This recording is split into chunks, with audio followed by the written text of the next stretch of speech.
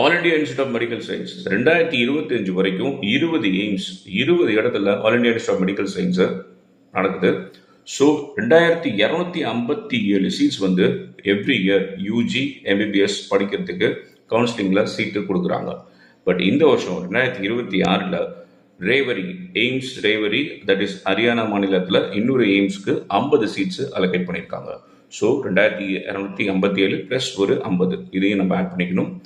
இது இல்லாமல் நம்மக்கிட்ட ஐஎன்ஐக்கில் ஜிப்பரில் பார்த்தீங்கன்னா 243 சீட்ஸ் இருக்குது. ஸோ 2550 சீட்ஸ் எய்ம்ஸ் அண்ட் ஜிப்பரில் 2026-27 அட்மிஷன்ஸ் கொடுக்குறாங்க.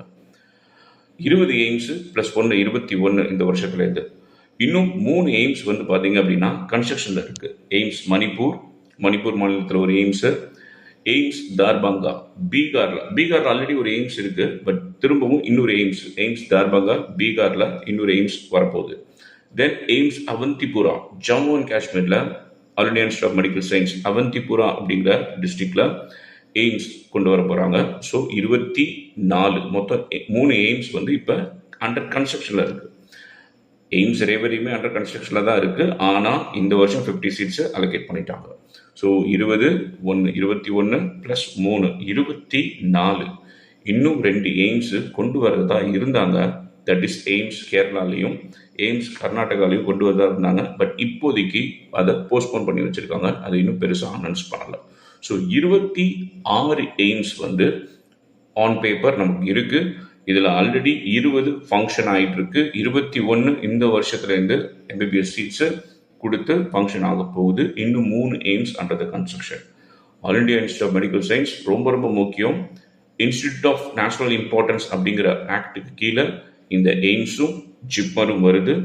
எய்ம்ஸை பொறுத்த வரைக்கும் ஒரு உலக தரத்தில் ஒரு இன்டர்நேஷ்னல் ஸ்டாண்டர்ட்ஸில் நீங்கள் எம்பிபிஎஸ் படிக்கலாம் with the cost of rupees 5586 5586 நீங்கள் 5 வருஷம் நீங்கள் உங்களுடைய ஹாஸ்டல் ஃபீஸு, உங்களுடைய மெஸ் ஃபீஸு, உங்களுடைய எல்லாமே படிக்கிற ஃபீஸ் எவ்ரிதிங் வந்து இந்த ஃபீஸில், அதாவது ஆல்மோஸ்ட் இலவசமாக நம்ம படிக்கணும் அப்படிங்கிறதுக்காக தான் அந்த ஐஎன்ஐ ஆக்டுக்கு கீழே இந்த எய்ம்ஸை கொண்டு வந்திருக்காங்க.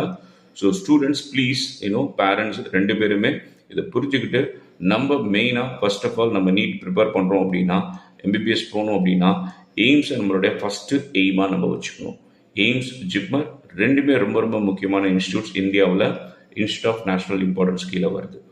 ஸோ இந்த எய்ம்ஸில் நம்ம படிக்கிறதுக்கு நம்மளுடைய முழு முயற்சியையும் முழு உழைப்பையும் நம்ம கொடுக்கணும். தேங்க்யூ.